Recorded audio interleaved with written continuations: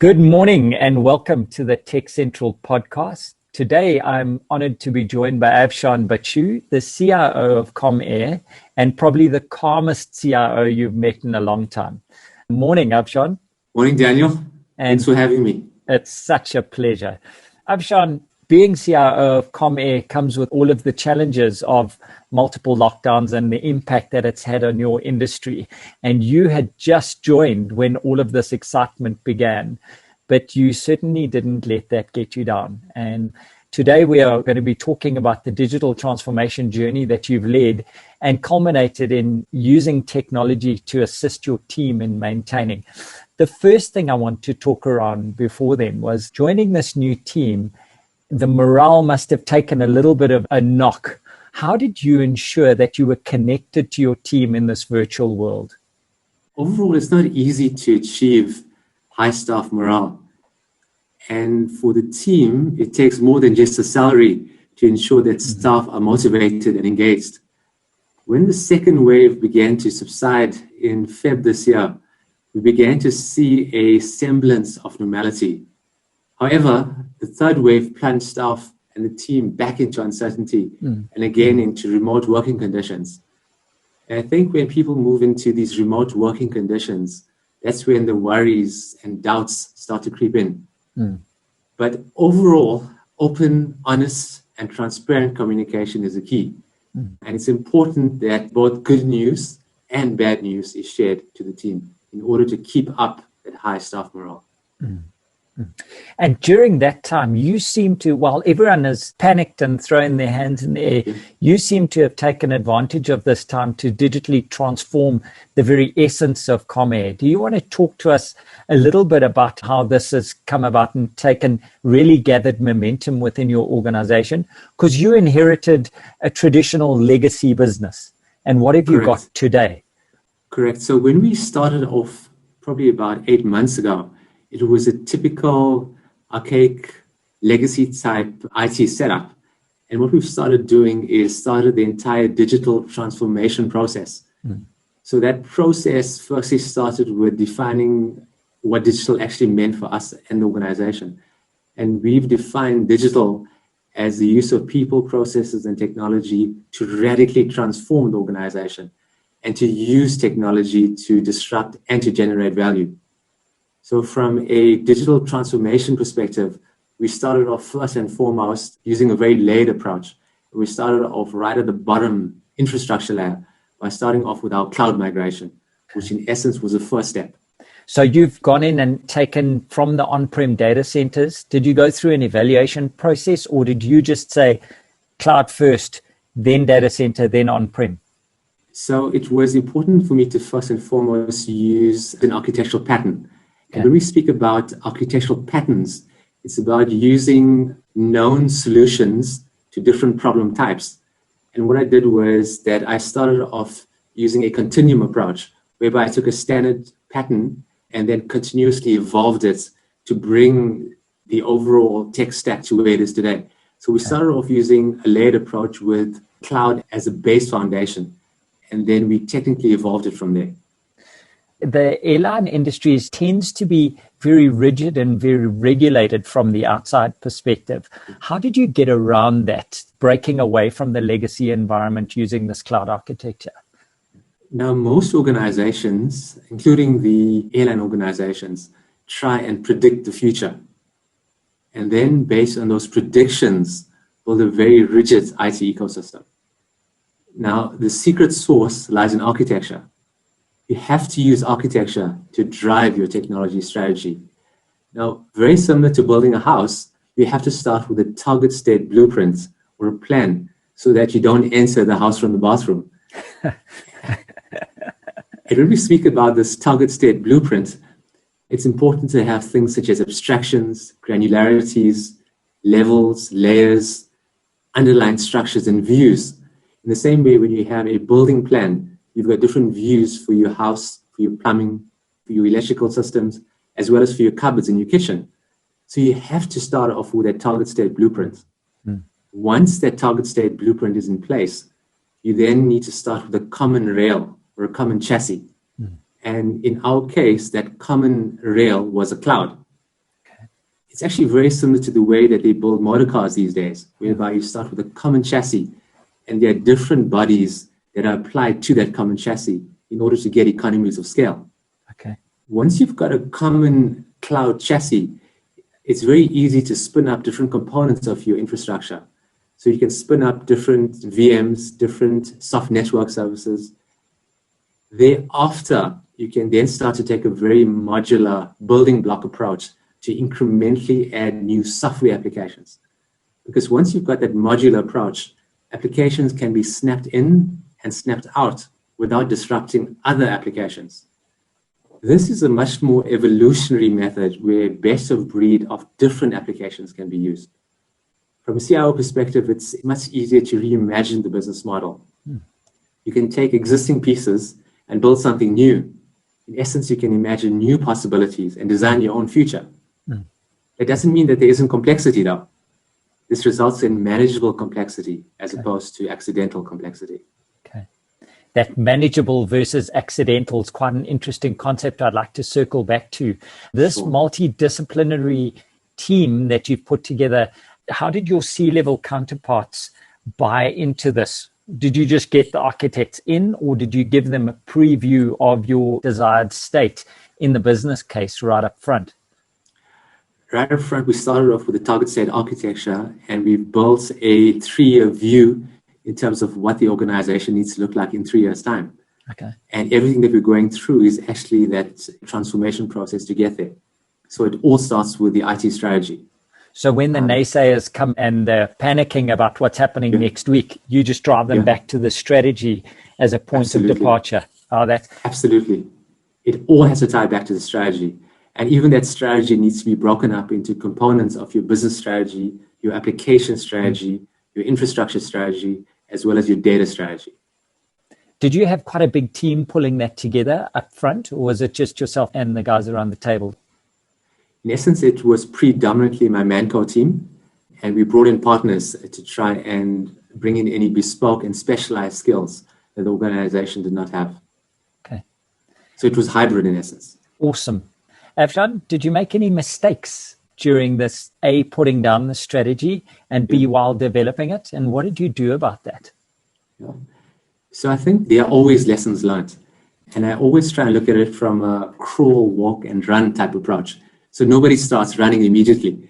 You have to crawl, and you may fall down a few times, and then you start walking, and then you start running. Yeah. But overall, it's important for me to fail early and fail fast. And there are always some failures, especially when you're playing in the space of an innovator and an early adopter. Yeah. When it comes to cloud, the organizations that I've been with have always been cloud first. And when you're starting a cloud first journey, there are some failures. But like I said, you don't view them as failures. You just view them as that crawl phase of a journey whereby you will then start walking and then start running. But specifically in terms of some of the short-term failures, we started off with some latency issues that were attributed to the positioning of the cloud because we were using hyperscale providers in Europe. So overall, there were some initial latency issues. There were issues around SQL, but we overcame them very, very quickly using things such as SQL as a service. From a network perspective, we fast-tracked our network upgrades, moving from a traditional MPLS type network to an SD-WAN. Over and above that, we also use the express routes from South Africa to Europe. And one of the big breakthroughs that we also implemented was the use of edge technologies to try and fast-track the journey to overcome any latency. In our preparation, we were having a chat just about getting stuff in the cloud is not the end of the journey. It's actually just the beginning. And there's a lot of optimization that needs to take place. But you're saying the results are there. Your processing speed, your workload speeds may even be better than when they were housed on-prem. Absolutely. So there what's important, once again, is to get the right architecture in place. And if you look at the cloud, there are 3 best practice architectures that you need to start off with, and that is your traditional IaaS, PaaS, and SaaS. So it's important to start off with a template architecture, and then once again, use a continuum approach to incrementally evolve those template architectures and in essence, customize them to your specific organization.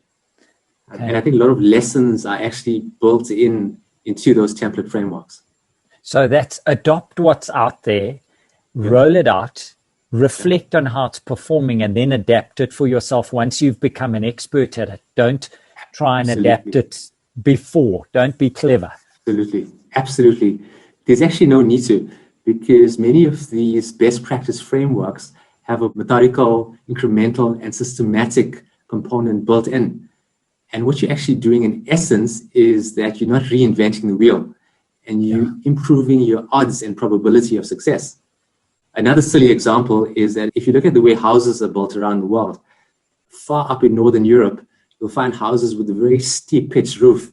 Whereas if you go to other countries, probably in the Middle East, you'll find that the house roofs are actually flat. And there's a reason behind this, because in North Europe, there's lots of snow. And when it snows, the snow simply slides off. Whereas in the Middle East, because of the very, very hot climate, it's easier to disperse the heat. So in essence, what we're doing there is that we're taking a base common architecture, and then we're incrementally evolving it to the specific organization. Awesome. And then we spoke again when the difference in the preparation from a Comair perspective is unlocking yourself almost to an open architecture and using APIs across for the customer, for your partners, and for suppliers. Do you want to dive into how the API economy has changed the way you look at the development cycle? Sure. So what we've done is that we started the API journey as a phase 2 the moment we stabilized the cloud infrastructure. So once again, we used that layered type approach whereby we needed to get the base infrastructure in. And thereafter, what we started doing is that we started taking our partner APIs as well as a few Comair bespoke APIs. And what we did was that we created a common back end so that we could have both a B2B type business as well as a B2C business. So in essence, we looked at APIs as almost the waiter in a restaurant, so that all of the complexity, such as your equipment and stoves, etc., are all sitting in the back-end kitchen. And all that either the customer or other businesses needed to do is simply interface with the waiter. And all of the complexity was simply hidden in the back. So what we did was that we created something called an API store, whereby we pull our partner APIs as well as the Comair APIs into that store. And thereafter, we push those APIs out to both our travel partners as well as to the various Comair channels, such as our website or our mobile app that we're in the final stages of building. That's very nice. And again, I refer to our prep where you're talking about the app. I don't want to get into that just yet, but it's going to be very interesting to see how it impacts your customers, me being one of your customers, as I said, in August, coming down to Cape Town. Now that everything's open again and we can travel, so excited. But it seems that partners have played quite an important role in your life. Is there space for partners in Comair? And what do you look for in a partner? New question. So from a partner perspective, once again, it comes down to the strategy. And you need to find a partner that firstly buys into your strategy and helps you achieve that strategy. And from a partner perspective, we look for firstly bespoke and specialized skills that we don't have, as well as a long-term relationship, so that we can manage highs and lows, especially in a very, very volatile industry such as the aviation industry, whereby you continuously have ups and downs. So your partner can support you when you're in the down and then pull back when you're in the upward cycle. So you're augmenting your team with good partners in specific skill sets. Absolutely. You've mentioned architects 3 or 4 times. Do you have your architects internally, and how do you keep them? So once again, architecture is a broad field, and you get different types of architects that specialize in different areas as well, because technology is such a multifaceted concept. You get API architects, and you get cloud architects, and you get software architects. So once again, it's a case of us having some architectural skills in-house, and for certain projects, we bring in the architects from our partners. So for example, if we're in the middle of our cloud journey and we needed a specific cloud architect, then we would insource that architect from one of our partners for the duration of the project. But at the same time, we would make sure that there's a cross leverage of skills from the outside architect to our internal team as well. So that at all times we are continuously growing. I love the fact that you bring your partners into the critical path quite often, and you don't think you know everything. Avsharn, why transform? What's in it for me as Daniel, as a customer? Where do I fit into this whole journey? That's actually a very, very good question. And overall, I think it's important that the customer is always at the center of your journey. And when we look at the word customer, once again, there are many views and many perspectives in terms of how to view a customer. And myself, I like to take both an outside-in approach as well as an inside-out approach.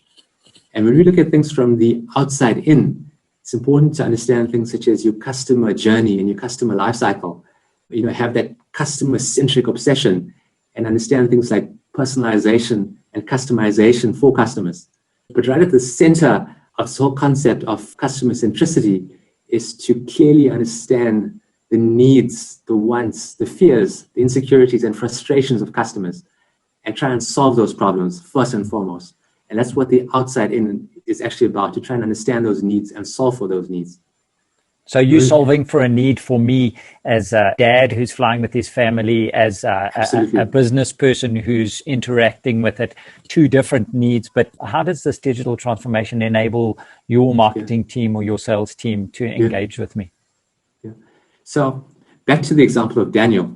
The thing is that these days customers are digital. The customer is digital. And no matter which perspective you look at it, a customer is on multiple digital channels, whether it be on a mobile app or whether the customer is on the internet. And when we start digitally transforming an organization, we are starting to reach customers at their different touch points, whether that be on the internet, whether it be through a direct marketing mail, or whether it be through our mobile app. So if we have Daniel may be couch surfing at home in front of the TV. And if there's a flight special on, it's important for us to understand Daniel, that he might be sitting on his couch, but he doesn't want to be interrupted. So we can do a gentle push of a sale to Daniel, because we know that Daniel likes to fly to Cape Town. So in that particular example, Daniel obviously wants best value for his money. So if he sees a sale that's not too intrusive, he most likely will take it up. So you're enabling the channels across communication for the business at the moment. That must have been quite interesting during a time of business rescue that you've been through. I was actually chatting about you on the weekend and saying how I've admired the way you've managed this last period and taken advantage of the downtime, getting your team to transform your environments instead of sitting on your hands. And I think if anyone from roads, water, Eskom is listening, Avsharn has shown the way. During the quiet times, please optimize a little bit. I want to talk a little bit about business rescue. Has it been tough on your direct team? Has it changed the way you've managed them? And have you learned anything during this time personally as CIO? Yeah. So business rescue is always tough overall, but without getting into too much of details, we've used business rescue as an opportunity to digitally transform the organization and look for things such as inefficiencies to lower our cost base. And in essence, once again, if we put the customer at the center of our journey, by us looking for efficiencies, we can bring the price of flights down, which once again benefits the customer. Come on. So during the downtime, what we did do was that we looked for things such as process automation, duplicate processes, and any legacy type systems and processes that have been around for a while, and we combined those. So as an example, we previously had multiple data centers prior to us starting the cloud journey. So we looked for opportunities to try and combine data centers where there were multiple of the same types of systems across different business areas. We combined those systems to have single systems and thereby got economies of scale in terms of pricing from our vendors. Excellent. Avsharn, I sound like a fan, but is it safe to fly? Absolutely. It absolutely is safe to fly. Okay. Now, being crammed in a plane with strangers for hours might seem like flying in a petri dish during COVID. However, empirical studies show that the risk while flying is low. Planes have proper airflow with HEPA-type filters that kill up to 99% of germs. And overall, the risk in a flight is far lower than an office building, a classroom, or a supermarket. And to date, the number of confirmed cases of COVID during a flight has been small. I'm convinced. You don't have to say anymore. We are coming to the end, and I would like to ask you my 3 questions. Sure. I want to know, what is the cool tech that's coming out in the next 6 months from a Comair perspective? Then I would like to know, Avsharn, your focus for you and your team for the next quarter. And then advice for another CIO that's going on this digital journey with you. So that's going on a transformational journey. What advice would you give them? So let's start. What are you most excited about? What's the technical release that's coming in the next 6 months? So from a Comair perspective, the big one that's coming up in the next few weeks is the new mobile app. And this new mobile app will help us reach our customers from a breadth and depth perspective. It's probably going to be one of the most advanced mobile apps to hit the country over the next few weeks. And the simplest analogy I can think of right now is that if you think of a Tesla electrical car compared to your combustion engine petrol vehicle, on the outside, they actually look very, very similar. But beneath the hood, it's a completely different animal. We've been able to build this app with the help of our partners in record time, also at record cost. It's also built in the cloud, so that it's using common back-end processes. And once again, we'll be able to use this as a new channel to our customers. And once again, offer functionality bespoke to this mobile app. We spoke about this earlier. I'm still bitter I'm not in the inner circle there, the test subject, but that's fine. And your focus for the quarter, I guess it's all app focused. Is there anything else? Where are you going? Currently it's all app focused to try and get the app up and running. Once the app is up and running, the next focus is on the data journey, to try and fast track the data transformation journey within Comair. And that is to try and understand our customers in a much more intimate fashion and be able to offer them things such as cross-sell, upsell, and next best offer. Awesome. Those are some of the things on the radar. Awesome. And then lastly, your advice for a CIO who's going on this digital transformation, also under pressure from shareholders, also under pressure from business constraints due to COVID. What would your advice be? I think overall, I want to circle back to the initial point around architecture. Many CIOs simply dive in. So it's very, very important to have that target state architecture in place. And once that target state architecture is in place, look at your different technology components as building blocks to get to that target state. So you can prioritize your impact by the building blocks and the strategy behind it. Avsharn, you've stayed true to that. The second time we've chatted and you've always come back to that pillar. I really like the fact that you pin your colors to the mast so that everyone can see them. It's been a real privilege to chat to you. I can't wait to use your services and I can't wait to be flying again. I wish you all the best now that restrictions are being taken away. I hope the planes are full. I hope the pilots are engaged and I hope the team has a great time. From my side, Daniel Robus, it's a real privilege to host the Tech Central podcast when I've got a guest like yourself. I hope you have a wonderful day. And to our listeners, remember your architects and your plans if you take one thing away from Avsharn. Thank you very much and have a good day. Thanks, Daniel. Great chatting to you. Take care.